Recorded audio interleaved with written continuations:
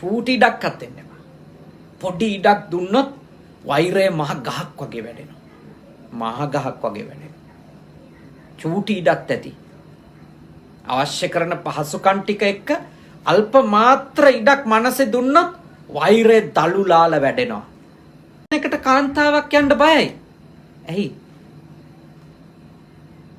මේ දේ කරගන්න ගියන් ලිංගික අල්ලස් දෙන්න වෙයි කියලා. එහෙම අවස්ථා නැද්ද අපේ රටේ? තියෙනවා. කොච්චර තියෙනවද? යමක් කරගන්න රාජකාරියමක් තමන්ගේ ජීවිතයට අත්‍යවශ්‍ය දෙයක් කරගන්න පොලිසියකට යන්න බය මිනිස්සු ඉන්නවා. කාර්යාලයකට යන්න බය මිනිස්සු ඉන්නවා. එක රජයේද පුද්ගලිකංශද කියලා නැහැ. හිඟය සල්ලි නැතිකම මේව නිසා හොරහතුර වැඩි වෙමින් යනවා. මේ මිනිස්සු බයෙන් ඉන්නවා. අපේ දේවල් හොරකම් කරගනීද? අපේ දේවල් මංකොල්ල කයිද? පාරක තොටක යන්න බැරි තත්වයක් උදා වෙයිද? කරේ කනේ කිසිම දෙයක් තියාගන්න බැරි තත්වයක් උදා වෙයිද? බෑග් එක උදුරගෙන යන තත්වයක් උදා වෙයිද? කොහොම හරි හාල් ටිකක් හොයාගෙන බතක් ඉදව ගන්නකොට බත් හට්ටිය හොරකම් කරන් යයිද? මිනිස්සු බයේ ඉන්නවා.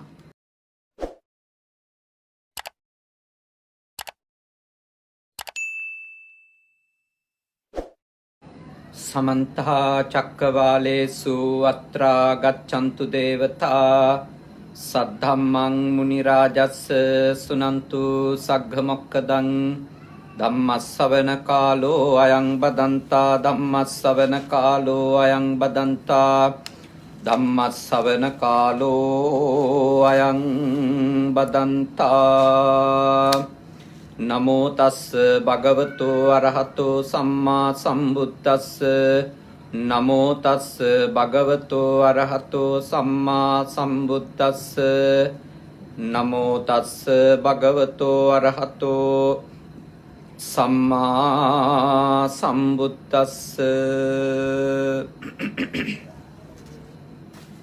කාරුණික ශ්‍රද්ධාකාමී පින්වතුනි, මේ සන්ධ්‍යායාමයේ ඔබ හැම කෙනෙක්ම බුද්ධ පුතුන් මුහුණුපත සමග එකතු වෙන්නේ උතුම් වටින පුරපසළොස්වක පොහොය දවසක. ලංකාවේ අද පුරපසළොස්වක පොහොය. ඉතින් වසරේ පළමු පොහොය ජනවාරි මාසේ දුරුතු මාසේ මේ උතුම් පොහොය දවසේ අපේ සදහවත් පිරිස සමග දහම් කතාවක නියැලෙන්ට ලැබීම අපි සලකන්නේ භාග්‍යයක් ලෙස. තාම් ශ්‍රද්ධාවෙන් යුක්තව මුහුණුපත සමග බුද්ධ පුතුන් මුහුණුපත සමග එකතු වෙලා ඉන්න ඔබට මේ ධර්මානුශාසනාව සිද්ධ කර දෙන ලෙස අපිට ආරාධනා කර සිටියේ ඉල්ලා සිටිය ඕස්ට්‍රේලියාවේ බ්‍රිස්බේන් නුවර ජීවත් වෙන ගැමුණු සුරේෂ් රණවක මහත්මාණන්, ඒ වගේම ශෙල්මිනි සුභාසිනි ජයසුන්දර මහත්මිනිය, ඊටාම උතුම් අරමුණක් ඇතුව එස්.පී. ජයසුන්දර අවුරුදු 36කට පෙර මිය ගිය, වසර 35කට පෙර මිය ගිය සුමනදාස රණවක. එතකොට ඒ දෙපළ අවුරුදු 36කට පෙර සුමනදාස රණවක පියාණන්, එස්.පී. ජයසුන්දර පියාණන් අවුරුදු 35කට පෙර අභාවයටපත් වුණා. රජිතා රණවක වැඩිමහල් සහෝදරිය අවුරුදු 26කට කලින් මිය ගියා. ඊට අමතරව දෙදෙනාගේම මිය ගියපු අත්තම්මලට පින් අනුමෝදන් කරන්ට මේ පින්කමේදී ඒ ඇත්තෝ බලාපොරොත්තු වෙනවා. සුජීවත්ව සිටින කේම් පොඩි නෝනා ආදරණීය අම්මට, පද්මා වන්නි ආරච්චි ආදරණීය අම්මට, දෙදෙනාගේම ආදරණීය මෑණියන් වහන්සේලාට නිරෝගී සුවයත් ධර්ම අවබෝධයත් ලැබේවා කියන උතුම් ප්‍රාර්ථනාවත් එක්ක තමයි මේ උතුම් පින්කම සිද්ධ කරන්නේ. සුජීවත්ව සිටින දෙදෙනාගේම ජීවිත ගොඩනගන්නට කැප වුණු ලොකු අම්මා, පුංචි අම්මලා, මම්මා, මාමලා, බාප්පලා, නැන්දලා, මොකද අපි අවුරුදු 40කට කලින් ඉපදිච්ච අයට අනිවාර්යෙන්ම පවුලේ අම්මගේ පැත්තේ සහෝදර සහෝදරියොත්, තාත්තගේ පැත්තේ සහෝදර සහෝදරියොත් ගොඩක් උදව් කරලා තියෙනවා ඉගෙන ගන්න, ලොකු මහත් කර ගන්න අපිව. අපි ජීවිතයේ තැනකට ගෙන එන්න. ඒ හැමෝටම මේ පවුලේ පින්වත් පිරිසත් නිරෝගී සුවයත් ධර්මාවබෝධයත් ලැබේවා කියන ප්‍රාර්ථනාවෙන් තමයි අද මේ උතුම් පින්කම මේ විදියට සිද්ධ කරන්නේ. ඉතින් ඔය ඇත්තෝ කවුරුත් බොහෝම ශ්‍රද්ධාවෙන් යුක්තව බුද්ධ පුතුන් මුහුණු පොතත් එක්ක මේ පොහොය දවස් එකතුනේ දහම් කරුණක් ඉගෙන ගන්න. අද අපි ඊටාම වටින දහම් කරුණු කීපයක් කතා කරනවා ඔබත් එක්ක. ඒ තමයි පඬිතයන් සතුව තිබෙන කරුණු 4ක්. ඔබට පුළුවන් බලන්න මේ කරුණු මගේ ගාවත් තියෙද. පඬිත විභාගේ සමත් වෙලා රාජකීය පඬිත කියලා උපාධියක් ගරුණාමයක් නැති වුණාට භාග්‍යවතුන් වහන්සේ වදාළ මේ කරුණු 4 ඔබේ ගාව තියෙනවා නම් ඔබත් පඬිතෙක්. සමහරුණන් ටිකක් අවමන් සහගත හැඟීමෙනුත් එයා මහ පඬිතයා කියලා කියන වෙලාවල් තියෙනවා. ඒක ධර්මයේ උගන්වන පාණ්ඩිත්‍ය ගැන කියන කතාවක් නෙමෙයි. තථාගත දේශනාවේ ප්‍රඥාවන්තයෙකු, ඥානවන්තයෙකු, නුවණැත්තෙකු, අවබෝධ කළ යුතු දේ අවබෝධ කරගත්තෙකු අඳුන්වන නාමය තමයි පඬිත කියලා කියන්නේ. මේ ලෝකේ පහළ වුණු ඉහළම පාණ්ඩිත්‍යකින් යුක්ත උත්තමයන්න් වහන්සේ ලෞතුරා බුදුරජාණන් වහන්සේ. ඊළඟට පස්සේ බුදුරජාණන් වහන්සේලා, මහරහතන් වහන්සේලා. ඒට අමතරව භාග්‍යවතුන් වහන්සේ වදාළ අගය කරපු ගුණධර්ම තියෙනවා පඬිතයෙකු සතු ගුණධර්ම කියලා. අන්න ඒ ගුණධර්ම කවුරු හරි ගාව තියෙනවා නම් ඒ තැනත්තා හෝ තැනැත්තියත් පඬිතයෙක් කියලා කියන්න පුළුවන්. මොනවද ඒ කරුණු? අද අපි සාකච්ඡා කරමු ඒක ගැන. දැන් ගොඩාක් වෙලාවට යා හරි පඬිතෙක්, යා හරි නුවණැත්තෙක්, යා හරි උගතෙක් එහෙම සමහරු ගැන කියනවා. ඒ කියන්න මිනිස්සු පාවිච්චි කරන නිර්ණායකය තමයි ගොඩක් කතා කරන එක. ගොඩක් කතා කරන අය. අන්ත කතිකයොන්ට කරුණු ගලාගෙන එනවා නම් හොඳට මේ තොරතුරු දත්ත ඇතුව කියන්න පුළුවන් නම් සාමාන්‍ය ලෝකේ කියනවා පඬිතෙක්, උගත් මිනිස්සෙක්, ලොකු පාණ්ඩිත්‍යයක් තියෙනවා යාට, හොඳ දැනුමක් තියෙනවා යාට කියලා. එතකොට ඒ විදියට සඳහන් කරත් නේ, ඒ විදියට සඳහන් කරත් මතක තියාගන්න භාග්‍යවතුන් වහන්සේගේ ධර්මයේ තුල ගොඩක් කතා කරන එක පාණ්ඩිත්‍ය නෙමෙයි. ගොඩක් කතා කරා කියලා එයා ප්‍රඥාවන්තයෙක් ලෙස තථාගත දේශනාවේ අඳුන්වන්නේ නැහැ. තථාගත ධර්මයේ තුල කවුද පඬිතෙක් වෙන්නේ? කවුද ඥානවන්තයෙක් වෙන්නේ? පළවෙනි කෙනා අනුන්ට උවදුරු නැති කෙනෙක් ඉන්නවා නම් අන්න එයා පඬිතෙක්. ඒ කිව්වේ අනුන්ට කිසිම කරදරයක් කරන්නේ නැති කෙනෙක් නම් ඔබ භාග්‍යවතුන් වහන්සේගේ ධර්මයට අනුව ඔබ ප්‍රඥාවන්ත කෙනෙක්. ඒ කියන්නේ අපිට අනිත් අයට කරදර කරන්න පුළුවන් කොච්චර විදි තියෙදනේ. වචන වලින් අනිත් අයට කරදර කරන්න පුළුවන්. උවදුරු උපද්‍රව කරන්න පුළුවන්. රණ්ඩු කරලා අනිත් අයගේ ජීවිතය එපා වෙලා කලකිරිලා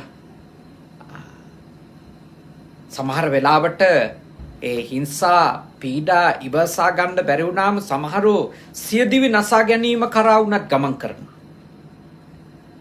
සමහරව ඒ හිංසා වචන වලින් කරන හිංසා පීඩා අනෙක් අයගේ ජීවිතයට කරන උපද්‍රව කරදර දරා ගන්න බැරි වුණාම සමහර අය මානසික රෝගීන් බවට පත් වෙලා ආතතිය, විෂාදය, ක්ලමතය, ස්ට්‍රෙස්, ડિප්‍රෙෂන් වගේ තත්ත්වයන්ට ගිහිල්ලා බෙහෙත් බොන දිනපතාම බෙහෙත් බිබී ඉන්න තත්ත්වයටපත් වෙනවා. වචන වලින් එච්චර හිංසා කරනවා මිනිස්සුන්ට කරදර කරනවා. භාග්‍යවතුන් වහන්සේ දේශනා කරනවා කවුරු හරි තව කෙනෙකුට කරදර කරන්නේ නැත්තම්, කේමිනෝ කියලා කිව්වේ කරදර කරන්නේ නැත්තම්. එයා හරි ඥානවන්ත කෙනෙක්. එයා පඬිත ගුණ තියෙන කෙනෙක්. වචන පාවිච්චි කළා කරදර කරන්නේ නැත්තම්. මොකද අද කායික හිංසනයට වඩා ගොඩාක් බලවත් තියෙන ලෝකේ වචන වලින් කරන හිංසනේ. ඒ හිංසනේ ඍජුවම මනස ඉලක්ක කරලා කරන්නේ. පරුස වචන කීමෙන් හිංසා කරනවා. ඊළඟට ඊටාම රළු විදියට නපුරු විදියට හැම තිස්සෙම කතා කර හිංසා කරනවා. අගෞරව කර කතා කර හිංසා කරනවා. පහත් කරලා කතා කර හිංසා කරනවා. නිന്ദා අපහාස කරමින් හිංසා කරනවා. අද ලෝකේ බලගතුම විදියට කෙනෙකුට තව කෙනෙක් කරදර කරන විලාසය අපිට දකින්න ලැබෙන්නේ කායිකව කරන දේවල් වලට වඩා වාචසික දේවල් වලට. ඒ නිසාම ලෝකේ නීතිත් හැදිලා තියෙනවා. ඒ වගේ දේවල් කරොත් නෛතිකව වැරද්දක් කියලා. මොකද මේ මිනිස්සුන්ගේ ස්වභාවය කායික හිංසනයට එරෙහිව නීති බලවත් වෙනකොට මිනිස්සු කයෙන් දේවල් කරන්නේ නැතුව වචන වලින් දේවල් කරන්න ගන්නවා. මතක තියාගන්න. ඔබ ප්‍රඥාවන්ත මිනිසෙක් නම් කවදාවත් වචන වලින්වත් කායිකවත් කාටවත් හිංසා කරන්නේ නැහැ. පීඩා කරන්නේ නැහැ.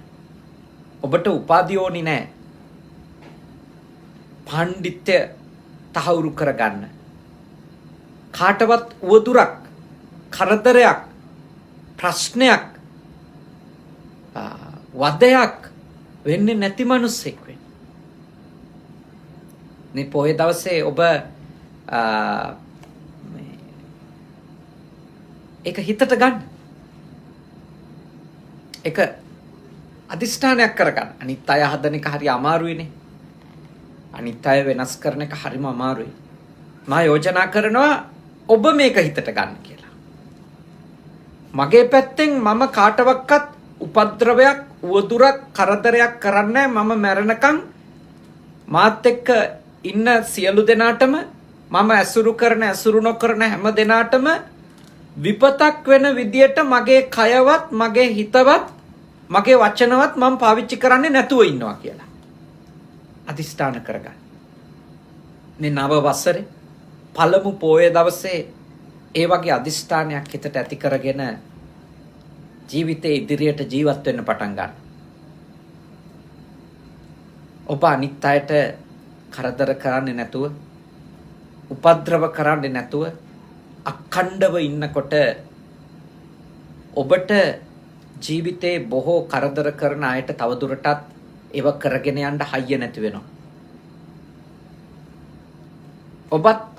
ඔබට කරදර කරන නිසා, ඔබට උපද්‍රව ඇති කරපු නිසා, ඔබට උවදුරක් කරපු නිසා ඔබ පෙරලා කරනවා කියන චෛතසිකෙන් දේවල් කරන්න එපා.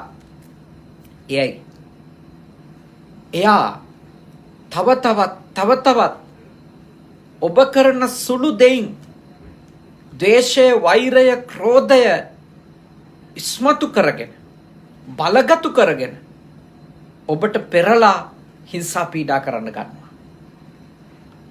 ඥානවන්තයෝ ප්‍රශ්නවලට උත්තර හොයන්නේ සමහර වෙලාවට කොන්දේසි විරහිත සමාව දීමෙන්. කොන්දේසි විරහිතව සමාව දීමෙන්. සමහර වෙලාවට සමහර ඒවට දෙන පිළිතුර කාරුණික සිනහවක් පමණයි. අනුකම්පාවෙන් සිනාසෙනවා. මම ඔබට යෝජනා කරනවා ඔබේ ජීවිතේ, මගේ ජීවිතේ අවසාන දවස අදද කියලාවත් අපි දන්නේ නැතුවනේ මේ ජීවත් වෙන්නේ. මේ අපි අහන අන්තිම බණද කියලාවත් අපි දන්නවද? අපි කවුරුත් දන්නේ නැහැ. මේ අපි නිමා කරන්නේ අපේ ජීවිතේ මේ භවය අපිට අයිති අන්තිම දවසද කියලාවත් අපි ඇත්තටම දන්නේ නැහැ. කවුද අපිට සහතික ලියන්නේ? ඔයා මෙච්චර ආයුෂක් ඉන්නවමයි කියලා. ඒ නිසා මා ඔබට මෙත් සිතින් යෝජනා කරනවා.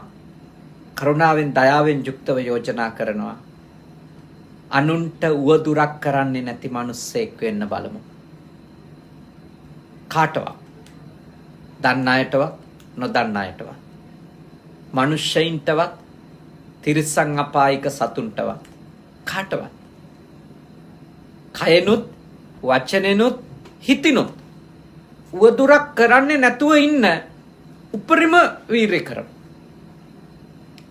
සමහර වෙලාවට බිඳ වැටේ. කෙලස් වල වසඟයට අපි යන වෙලාවල් තියෙනවා. ඒ අදිෂ්ඨානයේ බිඳ වැටේ. ඒත් නැවත අදිෂ්ඨාන කරා. එක සැරයක් දෙසරයක් බිඳ වැටුණා කියලා අත්තරින්න එපා ඔබේ අරමුණ. නැවත අදිෂ්ඨාන කරන්න නෑ. මේක වුණා ඒත් මං ආයෙ වෙන්න දෙන්නේ.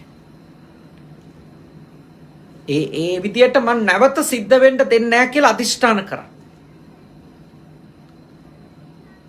ඒ ජීවිතය ඔබගේ ආධ්‍යාත්මයට මහා සැනසෙල්ලක් ගෙනල්ලා දෙයි. මහා සතුටක් ගෙනල්ලා දෙයි. ගොඩාක් දේවල් වටේ නැති වුණාට, ගොඩාක් අය ඔබේ වටා රැස් කකා හිටියේ නැති වුණාට මහා සැනසෙල්ලක් දැනේ ඔබට ඔබ ගැන හිතනකොට. ඔබ ගැන හිතනකොට මං කාටවත් කරදර කරන්නේ නැහැ නේ කියලා හිතනකොට. මං කාටවත් වද දෙන්නේ නැහැ නේ කියලා හිතනකොට. මං කාටවත් හිංසා කරන්නේ නැහැ නේ කියලා හිතනකොට.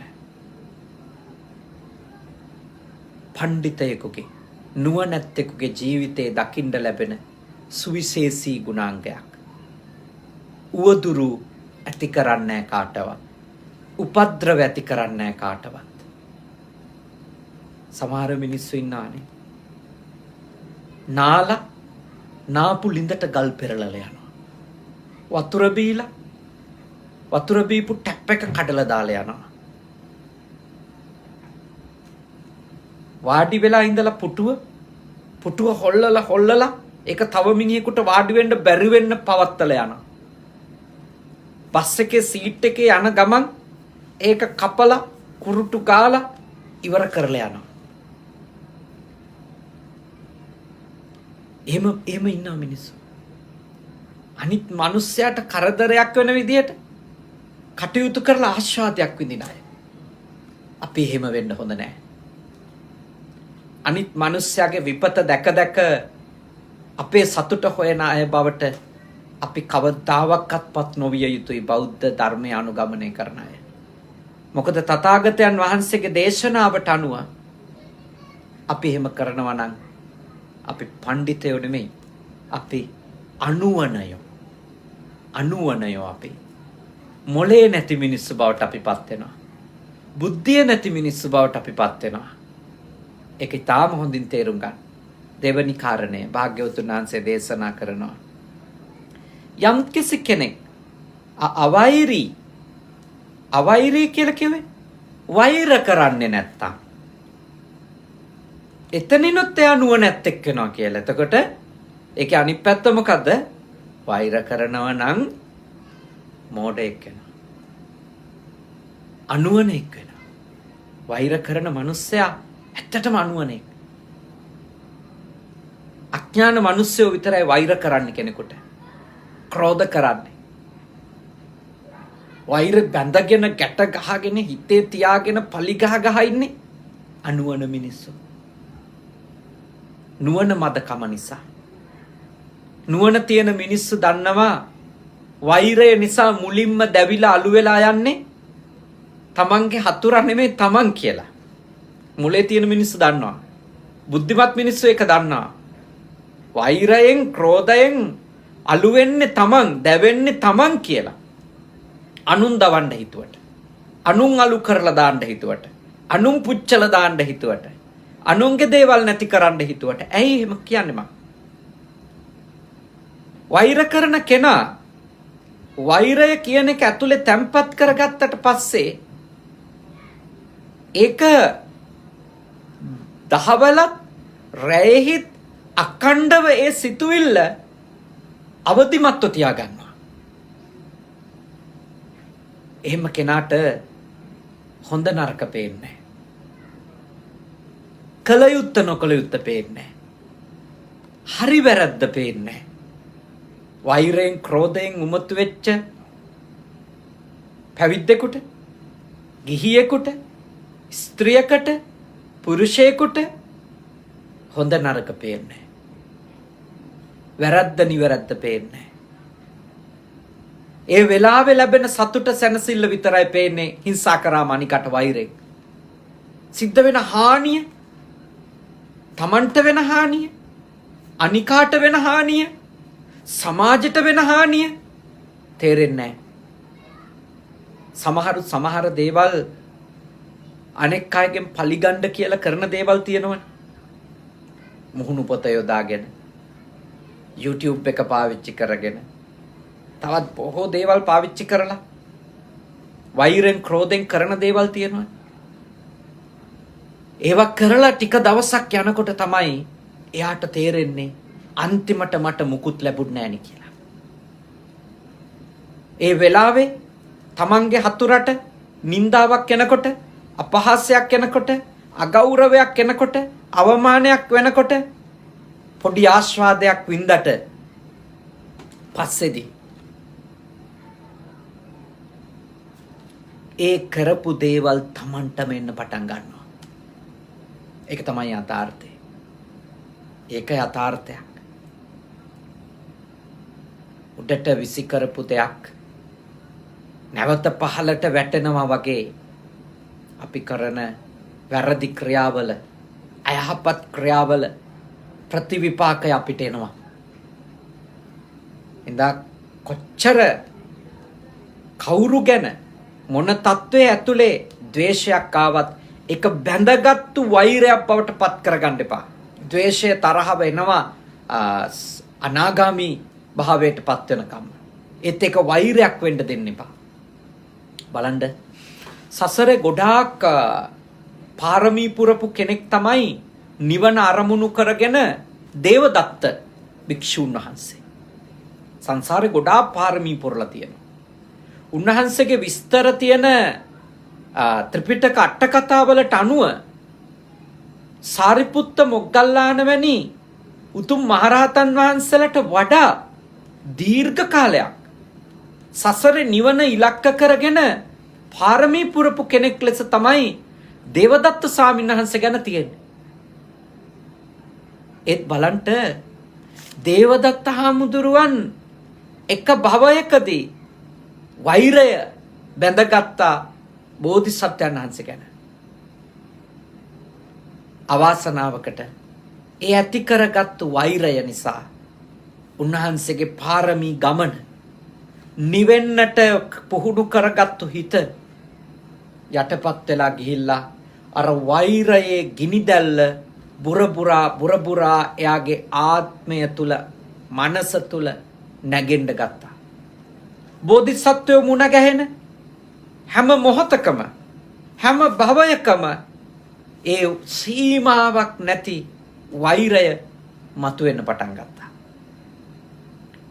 අන්තිමටම ලෞතුරා බුදුරජාණන් වහන්සේ නමක් ඝාතනය කරන්න තරම්, මරන්න තරම් භයානක චේතනා පහළ වුණා. භයානක කර්ම රැස් වෙන චේතනා පහළ කරගත්තා ඒ හාමුදුරුවෝ. භාග්‍යවතුන් වහන්සේ නමක් ඝාතනය කරන්න බෑ. ඒත් ගලක් පෙරළුවා. තුනුආයෝ ලව්වා, විද්දෙව්වා.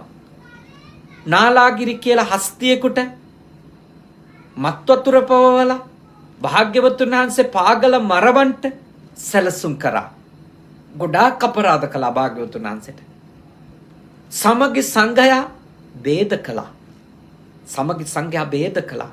ගොඩාක් පව් කරගත්ත දේවදත්ත හාමුදුරුවෝ. හේතුව වෛරය. එයාගේ මනස වහගෙන තිබුණා වෛරය. මොකද ඔය වෛරය කියන එකේ පලිගත්තට ඒකේ සීමාවක් නැහැ. කොච්චර පලිගත්තොත්ද ඇති කියලා වෛරයෙන් ඉන්න කෙනාට දැනෙන්නේ නැහැ. දැන් හිතනවා මම බැනලා ඉවර කරා නම් මට සැනසෙල්ලක් ලැබෙයි. ඉතින් බයිනවා. විවිධ දේ කිය බයිනවා. අසභ්‍ය වචන කිය බයිනවා. චෝදනා කර බයිනවා. ඒ විදියට බැනලා ඉවර වුණත් වෛර ඉවර වෙන්නේ නැහැ. එයාගේ හිත කියනවා මදි කියලා හිතෙනවා. ඊළඟට තව පියවරක් තියෙනවා. ඒකත් කරලා බලනවා සැනසෙල්ල හොයාගන්න. ඊට පස්සේ ආයෙත් මදි. වෛරය හිතේ ඇති වුණාම හරියට වතුර හිඳෙන්නේ නැති උල්පතක් වගේ එක. අයින් කරන්න උතුරලා යන්න උල්පතකින් වතුර උඩට මතු වෙනවා වගේ පලි ගන්න පලි ගැනීම වෙනුවෙන් විවිධ දේවල් කරන්න තව දේවල් කරන්න හිතෙනවා. පුදුම නරකම චෛතසිකයක් ඒ වෛරය කියන එක. හරිම අවාසනාවන්ත තත්වයකට අපිව ඇදලා දාන චෛතසිකයක් වෛරය කියන්නේ. ඒ හින්දා මා ඔබට මෙත් සිතින් යෝජනා කරනවා ඔබ ප්‍රඥාවන්තයෙක් වෙන්න. කොහොමද ප්‍රඥාවන්තයෙක් වෙන්නේ? කාටවත් වෛර කරන්න එපා. ඔබට වෛර නොකරන අයටත් ඔබට වෛර කරන අයටත් ඔබ වෛර කරන්න එපා. ඔබට ක්‍රෝධ කරන අයටත් ඔබට ක්‍රෝධ නොකරන අයටත් ඔබ වෛර කරන්න එපා, ක්‍රෝධ කරන්න එපා. ඔබත් එක්ක තරහින් ඉන්න අයටත් ඔබත් එක්ක හිතවත්ව ඉන්න අයටත් ඔබ වෛර කරන්න එපා, ක්‍රෝධ කරන්න එපා. ඒ ඔබේ ඥානවන්තකමේ ප්‍රකාශනය වෛර නොකිරීම. ඔබේ ප්‍රබුද්ධකමේ ප්‍රකාශනය තමයි සමාව දීම, වෛර නොකිරීම. කරපු හතුරුකම් අමතක කිරීම, අත්හැර දැමීම. ඒ ඔබේ ප්‍රඥාවන්ත භවයේ ප්‍රකාශනය.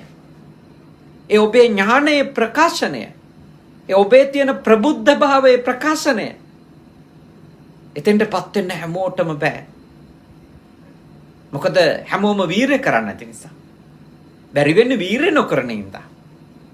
මොකද වෛරය වගේ මනෝභාවයක් අත්හරින්න, දුරු කරගන්න අවබෝධයකින් වීරය කරන්න ඕනේ. ප්‍රඥාවන්තව කටයුතු කරන්න ඕනේ. ඒකයි ගොඩක් අයට වෛරය අතහැර ගන්න බැරි වෙලා තියෙන්නේ. වෛරය දුරු කරන්න බැරි කෙලෙස් ධර්මයක් නෙමෙයි. පුළුවන්. දුරු කරගන්න පුළුවන්.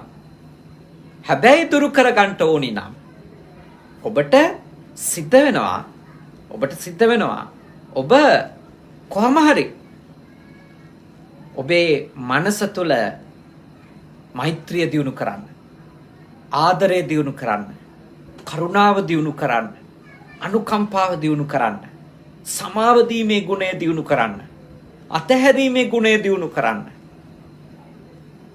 වෛරයට ලියලා වැඩෙන්න අල්ප මාත්‍ර වූ ඉඩක්වත් දෙන්න එපා. චූටි ඉඩක්වත් දෙන්න එපා. පොඩි ඉඩක් දුන්නොත් වෛරය මහ ගහක් වගේ වැඩෙනවා. මහ ගහක් වගේ වැඩෙනවා. චූටි ඉඩක් ඇති. අවශ්‍ය කරන පහසුකම් ටික එක්ක අල්ප මාත්‍ර ඉඩක් මනසේ දුන්නොත් වෛරය දලුලාල වැඩෙනවා. හැම වෙලාවකම වෛරය කියන සිතුවිල්ල ගැන හිතන්න ඕන. ඒක විසක්. ඒක මට කරදරයක්. ඒක මගේ මෙලොවට කරදරයක්. ඒක මගේ පරලොවට කරදරයක්. ඒක මට කරගන්න හිංසාවක්. එහෙම කල්පනා කරන්න ඕන. අවෛරී තැනැත්තා මේ ලෝකේ ඉන්න ප්‍රඥාවන්තම කෙනෙක්. භාග්‍යවතුන් වහන්සේ මුන්න තරන්නම් වෛරයෙන් නිදහස් වෙන්න, වෛර නොකර ඉන්න කියන මඟ පෙන්වීම අපට සිද්ධ කරාද? නහි වේරේන වේරාණි ප්‍රකට ධම්මපද දේශනාවක් නේ. ප්‍රකට ධම්මපද දේශනාවක්. වෛරයෙන් වෛරය සංසිඳෙන්නේ නැහැ කියන එක. කවදාක සංසිඳෙන්නේ නැහැ. කවදාවත්. ඒස ධම්මෝ සනන්තෝ. ඒක සනාතන ධර්මයක්. මේ විශ්වයේ තියෙන තුරාම තියෙන ඒ ධර්මය. වෛරෙන් වෛරය සංසිඳෙන්නේ නැහැ. අවේරේනච සම්මන්ති. වෛර ඉවර කරන්න නම් අවෛරයම ඕන. ඒකවේ අඥානයකගේ ක්‍රියාවන් නවත්තන්ට නම් ප්‍රඥාව උපදින්න ඕනෙතර. අවෛරය උපදිනවා කියන්නේ අවබෝධය පහළ වුණා කියන එක. අවෛරය ඇති වුණා කියන්නේ නුවණ ඇති වුණා කියන එක. බුද්ධිය පහළ වුණා කියන එක. ආලෝකය පහළ වුණා කියන එක. අද සන්ධ්‍යා යාමේ පුරපස හඳ පායනවා. වට්ටියක් වගේ පිරුණු හඳක් බැබලෙනවා ඔබට ආකාශය දකින්න පුළුවන්. අවෛරයෙන් යුක්ත කෙනාගේ ජීවිතෙත් බැබලෙන්නේ ඒ පුරපසළොස්වක හඳ වගේ. වෛරයෙන් යුක්ත හිතක් අපි ඇති කරගත්තොත් අමාවක වගේ වැහිලා යනවා, කළුවර වෙනවා. අපවත් කළුවර වෙලා අපි නිසා අනිත් අයගේ ජීවිතත් කළුවර වෙනවා. ඒ නිසා අවෛරය කියන උතුම් ධර්මය තමන්ගේ ජීවිතේ ප්‍රතිපදාව බවට පත් කරගන්න කියලා මා ඔබට මෙත් සිතින් යෝජනා කරනවා. දයාවෙන් යෝජනා කරනවා. ඔබට පුළුවන් ඒ කරගන්න. ඒ ඔබට නොහැකි දෙයක් නෙමෙයි. ඒ ඔබට කළ හැකි දෙයක්. භාග්‍යවතුන් වහන්සේ දෙවනි ධර්මයේ ලෙස පෙන්වලා දුන්නේ වෛර නොකරොත් ඔබ ප්‍රඥාවන්තයෙක් වේවි. තුන්වෙනි කාරණේ අභයෝ කියලා කිව්වේ මොකක්ද? අභයෝ කියලා කියන්නේ බුදුරජාණන් වහන්සේගේ ධර්මයට අනුව බිය නැතිකම කියන එක. බිය නැතිකම. කවුරු හරි කෙනෙක් නිර්භය නම් ඒක ප්‍රඥාවන්තයෙකුගේ ගතියක්. බය නැතිකම ප්‍රඥාවන්තයෙකුගේ ගතියක්. කෙනෙකුට හිතෙන්න පුළුවන් මොකක්ද ඒ කාරණාව කියලා. ප්‍රඥාවන්ත කෙනා ඇයි බය නැත්තේ? බය නැත්තේ අවබෝධය නිසා. තේරුම් ගත්තට පස්සේ බය නැන්නේ. ඇයි අපිට අඳුරු තැනකට ගියාම බය හිතෙන්නේ? නේද? ඇයි අපිට අඳුරු තැනකට ගියාම බය හිතෙන්නේ? තේරෙන්නේ නැහැ. අනතුරක් තියනවාද? සතුරෙක් ඉන්නවාද? ඉතින් බයයි. ප්‍රඥාවන්ත කෙනා කියන්නේ හොඳට දේවල් නිර්වෘල්ව තේරුම් ගත්ත කෙනා. ඒකයි ආ බය නැත්තේ. නිර්භයකම එන්නේ ඥානයෙන් හින්දා. ඒකයි භාග්‍යවතුන් වහන්සේ ප්‍රඥාවන්තයෙකුගේ උදාහර ගුණයක් ලෙස පෙන්වුවේ නිර්භයකම. දේවල් අවබෝධ කරගත්තේ නැති මිනිස්සු බය කරගන්න එක කොච්චර ලේසිද නේ? කොච්චර ලේසිද? විවිධාකාරයෙන් බය කරනවා. අවබෝධයක් තියෙන මිනිස්සු නිර්භයයි. නිර්භයයි. දේවල් තේරුම් අරගෙන ඒ අවබෝධය නිසාම තේරුම් ගැනීම නිසාම නිර්භීතයි. ජීවිතය ගැන, ලෝකය ගැන, යථාර්ථය ගැන ඇත්ත ඇති හැටියෙන්ම අවබෝධ කරගත් උත්තමයෝ නිර්භයයි. අපේ බුදුරජාණන් වහන්සේ උන්වහන්සේගේ ගාව තිබුණු උතුම් දෙයක්නේ අභය කියන එකනේ. අභය. උන්වහන්සේ මේ අත්ල දික් කරගෙන ඉන්නකොට නේ. ඒකට කියන්නේ අභය මුද්‍රා කියනවා. දැන් ඔබට පේන මේ මගේ පැත්තකින් පේන්නේ භාග්‍යවතුන් ඒක සමාධි මුද්‍රාවෙන් නේ. අභය මුද්‍රාව ඔබ දැකලා තියෙනවා. ඒකවේ අත බොහොම හිස් අවියාවුද මුකුත් නැහැ. හැබැයි නිර්භයයි. අවියාවුද මුකුත් නැහැ. හැබැයි නිර්භයයි. තමන් නිර්භය කෙනාට පමණයි අනිත් අයට අභය දෙන්න පුළුවන්. මිනිස්සු කෙනෙක්ව මරන්න පෙළඹෙන්නේ ඇයි? බය ඇතුලේ. මිනිස්සු කෙනෙක්ව මරන්න පෙළඹෙන ප්‍රධානම හේතුවක් තමයි බය කියන එක. විශේෂයෙන්ම සත්තු මරන්නේ මිනිස්සු. බය ඇතුලේ. බය හින්දා තමයි මිනිස්සු ඉක්මනින්ම අනිකාව ඝාතනය කළ දාන්න ඕන කියලා හිතා. මරලා දාන්න ඕන කියලා හිතා. තමන්ගේ පැවැත්මට හානියක් කරයි කියලා.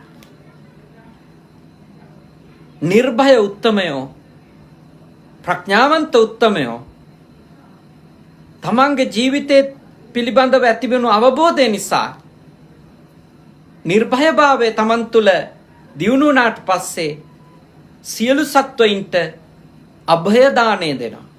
ඒකවේ තමන් නිසා කාටවත් බයක් ඇති වෙන විදියට ජීවත් වෙන්නේ නැහැ. ඇයි? තමන් ඔබ අවබෝධ කරගන්න තමන් ප්‍රාණඝාත කරන්නේ නැති කෙනෙක් කියන්නේ ඔබ නිසා තව කෙනෙකුට ජීවිත බය නැහැ.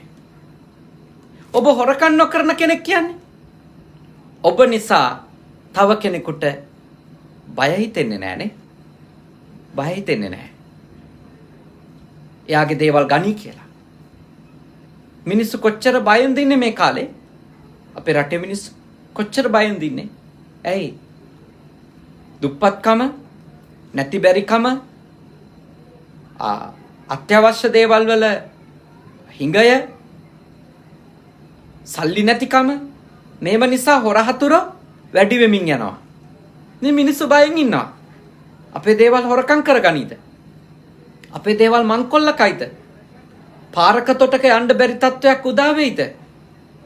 කරේ කනේ කිසිම දෙයක් තියාගන්න බැරි තත්වයක් උදා වෙයිද? බෑග් එක උදුරගෙන යන තත්වයක් උදා වෙයිද? කොහොම හරි හාල් ටිකක් හොයාගෙන බතක් ඉදව ගන්නකොට බත් හට්ටිය හොරකම් කරන් යයිද? මිනිස්සු බයෙන් ඉන්නවා. ඒ කිව්වේ හොරකම් කරන මිනිස්සු ඉන්න තැනක මිනිස්සු ඉන්නේ බයෙන්. භාග්‍යවතුන් වහන්සේ දේශනා කරන්නේ මොකක්ද? ඔබ සහ මම සොරකමින් වළකිනකොට අපි අනිත් අයට අභය දාණය දුන්නා වෙනවා. නිර්භයකම ඇති කළා වෙනවා. ඊළඟට ඔබ වැරදි කාමයෙන් වළකිනකොට අන් අයගේ බෙරිඳකට, අන් අයගේ සැමියෙකුට, වෙන කෙනෙකුට අයිති බැඳීමක්, ආසාවක්, කාම තෘෂ්ණාවක් ඇති කරගෙන බැඳීමක් හදාගන්න, කාම තෘෂ්ණාවක් ඇති කරගන්න යන්නේ නැත්තම් ඔබ ඔබේ පෞල් ජීවිතය ගෙවනවා නම්, ඔබ වැරදි කාමයෙන් වැළකීම කියන ශික්ෂාපදය අවංකව ආරක්ෂා කරගෙන ඉන්න කෙනෙක් නම් ඔබ නිසා පොඩ්ඩක්වත් අනෙක් අයට බය නැති වෙනවා. ඇයි? ඔබ අනෙකාගේ පෞල් ජීවිතයට, පෞල් සංස්ථාවට මැදිහත් වීමක් කරන්නේ කියන්නේ ඔබව ඇසුරු කරන්න කෙනෙක් බය නැහැ. ඔබෙන් වදයක් වෙන්නේ නැහැ කියලා. අද සමහර වෙලාවට සමහර ආයතනයකට කාන්තාවක් යන්න බයයි. ඇයි? මේ දේ කරගන්න ගියන් ලිංගික අල්ලස් දෙන්න වෙයි කියලා. එහෙම අවස්ථා නැද්ද අපේ රටේ? තියෙනවා. කොච්චර තියෙනවද? යමක් කරගන්න රාජකාරියමක්, තමන්ගේ ජීවිතයට අත්‍යවශ්‍ය දෙයක් කරගන්න පොලිසියකට යන්න බය මිනිස්සු ඉන්නවා. කාර්යාලයකට යන්න බය මිනිස්සු ඉන්නවා. එක රජයේද පුද්ගලිකංශද කියලා නැහැ. බයයි. කාන්තාව බයෙන් ඉන්නවා. තනියෙන් යන්න. ඇයි? තමන්ව කාමුකව අපයෝජනයකට ලක්කරන්න මෙයා පෙළඹෙයිද? මම මේ දේ කරගන්න තනියම ගියොත් කියලා. ඉතින් ඔබ නිසා කෙනෙකුට ඒ බය ඇති වෙනවා නම් ඔබ ලැජ්ජ වෙන්න ඕනනේ. ඔබ දකින්නකොට මිනිස්සෙකුට ඇති වෙන්නේ බය නම් ඔබ ලැජ්ජ වෙන්න ඕනනේ. ඔබ ඔබේ ජීවිතේ කොච්චරනම් අඥාන තැනකට ඇදලා දාලාද? කොච්චරනම් අනුවන තැනකට ඇදලා දාලාද? ඔබ එක කතා කරන්න කෙනෙක් බය වෙනකොට ඔබ ගාවට වෘත්තීය දෙයක් කරගන්න එන්න කෙනෙක් බය වෙනවා කියන්නේ කොච්චර පහත් තත්වයකට ජීවිතය ඇද දාගෙනද? ඒ නිසා පාවබට යෝජනා කරනවා ඔබ ගාවට එන්න දරුවෙකුට බය හිතෙන තත්වයක් ඇති කරන්න හොඳ නැහැ. ඔබ ගාවට එන්න පිරිමියෙකුට, ගැහැණියකට බය හිතෙන තත්වයක් ඇති කරන්න හොඳ නැහැ. ඔබට පුළුවන් වෙන්න ඕන ඔබ ජීවත් වෙන විදිය එක්ක මට පුළුවන් වෙන්න ඕනි මම ජීවත් වෙන විදිය එක්ක මා හමුවට එන කාටවක්වත් බයක් අසහනයක් නැතුව ඕනම ප්‍රශ්නයක් අපි ගාව කතා කරලා එයට විසඳුමක් ලබා ගන්නට ඒ නිර්භයකම අනිකාට අපි එක්ක ඇති වෙන්න ඕන අපික් නිසා. අපිට කතා කරොත් ඇති වෙන්නේ බයක් නම්, තැති ගැනීමක් නම්, එතකොට අපි කරලා තියෙන්නේ අනිකාට වැරද්දක්. අපි ප්‍රඥාවන්තයෝ විදියට හැසිරෙලා නැහැ. ඒ හින්දා මා ඔබට යෝජනා කරනවා. ඔබට පුළුවන් මේ ගුණය දියුණු කරගන්න. භාග්‍යවතුන් වහන්සේ ප්‍රඥාවන්තයෝ ගාව තිබෙන උතුම් ගුණයක් ලෙස පෙන්වලා දීපෝ. උතුම් ගුණයක් ලෙස පෙන්වලා දීපෝ. මේ අභය කියනනේ, නිර්භය භාවය කියන ඒ උතුම් ගුණය Taman තුල දියුණු කරගන්න Tamanට පුළුවන් නම් කොච්චර වටිනවද? කොච්චර වටිනවද? ඒකෙන් ඔබ ඥානවන්ත මිනිසෙක් වෙනවා. ඔබ අගයක් ලැබෙන මිනිසෙක් වෙනවා. ඔබ වටිනාකමක් ලැබෙන මිනිසෙක් බවට පත් වෙනවා. මනුස්සත්වයට අගයක් දීපු, අපරිමිත වටිනකමක් දීපු කෙනෙකු බවට ඔබ පත් වෙනවා. ඔබ ගාවට එන්න කෙනෙකුට බය හිතෙන විදියට ඔබ හැසිරෙන්නේ නැත්තම්, දැන් ඔබ ඊටාම වටිනනේ, ඊටාම උතුම් කරුණෝ කිපයක් අද ඉගෙන ගත්තා මේ පුර 15ක පොය දවසේ. ගොඩක් කතා කරාටම ප්‍රඥාවන්තයෙක් වෙන්නේ නැහැ. පළවෙනි කාරණේ, ගොඩක් කතා කරාටම ප්‍රඥාවන්තයෙක් වෙන්නේ නැහැ. අර්ථාන්විත දෙයක් සුළු වෙලාවක් හරි කෙනෙක් කිව්වත් ඒකෙන් එයා ප්‍රඥාවන්ත ඥානවන්ත මිනිසෙක් වෙනවා. අනුන්ව හෙලා දකිමින් පැය ගණන් කියන්න පුළුවන්. තමන්ව හුවා දක්වමින්, තමන්ව මතු කරමින් පැය ගණන් දේවල් කියනවට වඩා අර්ථාන්විත දෙයක් ස්වල්ප වෙලාවක් කියලා දෙන කෙනෙක් වුණත් එයාගේ ගාව තිබෙන්නේ උතුම් ප්‍රඥාවමයි. දැන් අපි කියන්නේ සමහරුත් එක්ක ගැන විනාඩි 5ක් කතා කරත් ඇති ඔළුව නිදහස් වෙනවා. හිත හැදෙනවා. හිත නිමෙනවා. ඒ වචන කීපය මට ඇහුණු ගමන් එයා කියපු මගේ ගොඩාක් ප්‍රශ්න විසඳුණා. මට ගොඩාක් උත්තර හම්බුණා. පැය ගණන් කියවලා නැහනේ. වචන කීපයයි ගොඩාක් දේවල් වෙනස් වෙනවා. ගොඩාක් දේවල් වෙනස් වෙනවා. ගොඩාක් කතා නොකරට සල්පයක් කතා කරත් කෙනෙකුගේ හිත නිමෙන, හිත හැදෙන, අවබෝධයක් ලැබෙන, දුකකින් නිදහස් වෙන්න උදව් වෙන, සැනසෙල්ලක් ළඟා කරගන්න උදව් වෙන දෙයක් කතා කරන කෙනෙක් වෙන්න. එවිට ඔබ ඒ උතුම් ප්‍රඥාවන්ත ඥානවන්තයෙකුගේ ගුණය ඔබ තුල ඇති කරගත්තා වෙනවා. ඊළඟට අන් අයට මොන හේතුවක් නිසාවත් උවදුරක්, කරදරයක්, උපද්‍රවයක්, විපතක් කරන්නේ නැති කෙනෙක් බවට ඔබපත් වෙන්න. නේද? ඔබපත් වෙන්න. ඔබ ප්‍රඥාවන්තයෙක් වෙයි. ඔබ ඥානවන්තයෙක් ලෙස ඔබට ඔබේ ජීවිතේ නිමා කරන්න පුළුවන්.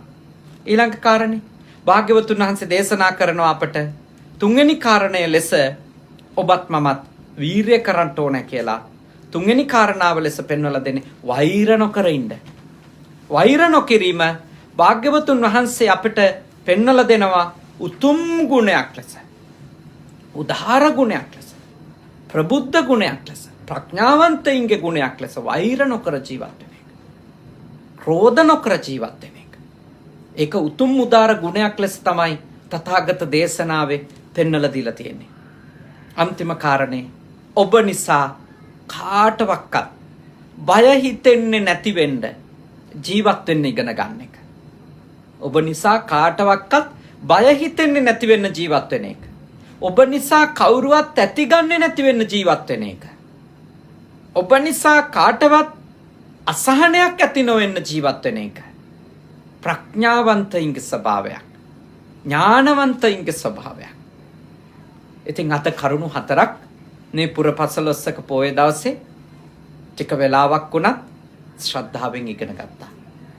ගෞරවයෙන් ඉගෙන ගත්තා. විශාල පිරිසක් අද පොහොය දවස නිවාඩු දවස නිසා මේ දේශනාව ලංකාවේ වෙලාවෙන් බොහොම දහවල් කාලේ හවස තාම 4ට කිට්ටුයි 4:00ට මං හිතන්නේ කිට්ටුයි. ඒ වුණත් හොඳට මේ දේශනාව අහන් හිටියා. ඔබ හැම කෙනෙක්ම මේ අහපු දේවල් පුහුණු වෙන්න ඕන.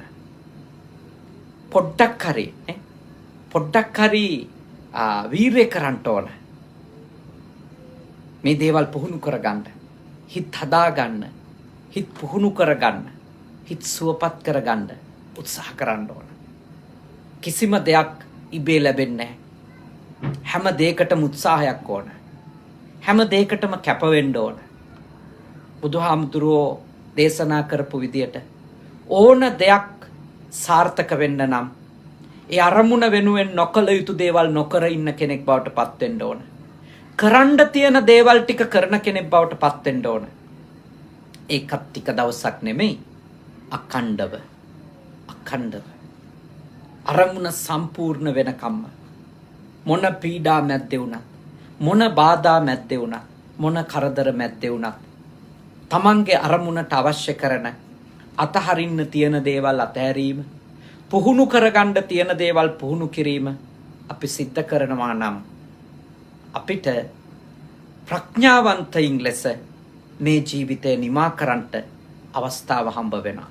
ඉතින් අද දවසේ තාම ශ්‍රද්ධාවෙන් යුක්තව අපේ පින්වතුන් උතුම් පින්කමක් කරගත්තා. ඕස්ට්‍රේලියාවේ බ්‍රිස්බේන් නුවර ජීවත් වෙන ගැමුණු සුරේස් රණවක මහත්මයාණන්, ශෙල්මිනී සුභාසිනී ජයසුන්දර මහත්මිනිය අද මේ උතුම් පින්කම සිද්ධ කරද්දී අපේක්ෂා කළා අවුරුදු 36කට පෙර අභාවයටපත් සුමනදාස රණවක පියාණන්ට, අවුරුදු 35කට පෙර අභාවයටපත් එස්.පී. ජයසුන්දර පියාණන්ට පින් අනුමෝදන් කරන්නටත්, ඒ වගේම රජිතා රණවක ආදරණීය සොහොයුරිය අවුරුදු 26කට පෙර මිය ගිය. ඊට අමතරව මේ දෙදෙනාගේම මිය ගිය අත්තම්මලාට පින් දෙන්නටත් මේ උතුම් පින්කමේදී අරමුණු කරා. රැස්වුණු සියලුම පින් කුසල් ඒ සියලුම මිය ගිය ඥාතීන්ට වගේම බුද්ධ පුතුන් මුහුණු පොතෙන් බණ අහපු ඔබ හැම දෙනාගේම නමින් මිය ගිය සියලු දෙනාටත් අත් වේවා. ඒ වගේම මේ වසංගත තත්ත්වය නිසා මිය ගිය සියලු දෙනාටත් අත් වේවා. රට වෙනුවෙන් දිවිපිදූ රණවිරුවන්ටත් මේ පින් කුසල් අත් වේවා. අපේ මිය ගිය ඥාති හිත මිත්‍රාදීන් මේ භවයේ වගේම සසර ගමනේ මේ පින් අනුමෝදන් වී නිවන් දකිත්වා. සාදු සාදු සාදු. දෙවියෝ පින් අත්කර ගනිත්වා. දෙවියන්ගේ ආශිර්වාදය, ආරක්ෂාව, බැල්ම, ශක්තිය අද දායකත්වයේ අරගෙන කටයුතු කරන පින්වන්ත දෙපළගේ ආදරණීය මෑණියන් වහන්සේලා, කේම් පොඩිනෝනා මාතාව, පද්මා වන්‍යාරච්චි මාතාව ඇතුළු කොට ඒ පවුල්වල සියලුම ඥාති හිත මිත්‍රාදීන්ට සියලු දෙවියන්ගේ ආශිර්වාදයෙන් නිදුක් බව, නිරෝගී බව, සුවපත් බව, චිරජීවනයේ ලැබේවා. බණ අහපු ඔබටත් ලැබුවා වූ මේ නව වර්ෂයේ මේ පළවෙනි පොහොය දවස මේ උතුම් දේශනාව අහපු ඔබට පින් අනුමෝදන් වන දෙවියන්ගේ ආශිර්වාදයෙන් නිදුක් නිරෝගී සුව සම්පන්නිය ලැබේවා. කරදර බාධක දුරු වේවා. සතුට සැනසෙල්ල වැඩි වේවා. යහපත උදා වේවා. සියලුම දෙවිවරු මේ පින් අනුමෝදන් වී උතුම් අමා මහ නිර්වාණ ධර්මයම අවබෝධ කරගනිත්වා. සාදු සාදු සාදු. අවසාන වශයෙන් අපට විශේෂයෙන්ම ජපානයට වැඩම කරලා අධ්‍යාපන කටයුතු සිදු කරන්නට මහෝපකාරී වුණු අතිපූජනීය කනගවා සුගත භාවනා මධ්‍යස්ථානයේ කංසායි සුගත සේනාසනයේ සහ පුජ සුගත සේනාසනයන්හි නිර්මාතෘවර හුරුළුනික වැවේ සුදම්ම සාමින්ද්‍රයාණන් වහන්සේටත්, කනගවා සුගත භාවනා මධ්‍යස්ථානාධිකාරී අපේ සහෝදර අතිපූජනීය අම්පිටිය සද්ධාවාස ස්වාමීන් වහන්සේ ඇතුළු පූජනීය මහා සංඝරත්නයටත්, ඒ වගේම අපේ මේ සේනාසනයන්හි දායක කාරකාදී සියලුම දෙනාටත්, ඒ වගේම බණහපු බුද්ධ පුතුන් ශ්‍රාවක පිරිසටත්, බුද්ධ පුතුන් මුහුණු පොතෙන්, ඒ වගේම YouTube නාලිකාවෙන් මේ දේශනා ශ්‍රවණය කරන තව පිරිසකට අහන්නට සලස්සන හැම දෙනාටමත් පින්කමට අද දායක වුණු ඒ පවුලේ පින්වත් සෑම දෙනාටමත් සියලු යහපත වේවා. මේ භවයේ පුරාම අපිට සත්පුරුෂ ඇසුර ලැබේවා. කල්යාණ මිත්‍ර ඇසුර ලැබේවා. උපදින හැම භවයකමත් අපට සත්පුරුෂ, කල්යාණ මිත්‍ර, ගුණවත්, නැනවත්, යහපත් අයවලුන් ඇසුරු කරන්ට ලැබේවා. උතුම් නිවනින් සැනසීම උදා කර ගන්නට, උතුම් චතුරාර්ය සත්‍ය ධර්මය වහවහ අවබෝධ වේවා. සාදු සාදු සාදු. ආකාසට්ටා ච බුම්මට්ටා දේවා නාග මහිත්‍තිකා පුඤ්ඤන්තං අනුමෝදිත්වා චිරන් රක්칸තු ශාසනං. ආකාසට්ටා ච බුම්මට්ටා දේවා නාග මහිත්‍තිකා පුඤ්ඤන්තං අනුමෝදිත්වා චිරන් රක්칸තු දේශනං. ආකාසට්ටා ච බුම්මට්ටා දේවා නාග මහිත්‍තිකා පුඤ්ඤන්තං අනුමෝදිත්වා චිරං රක්칸තු මම් පරන්ති තී. ඔබ හැම දිනම නිදුක් වෙත්වා, නිරෝගී වෙත්වා, සුවපත් වෙත්වා. සාදු සාදු සාදු.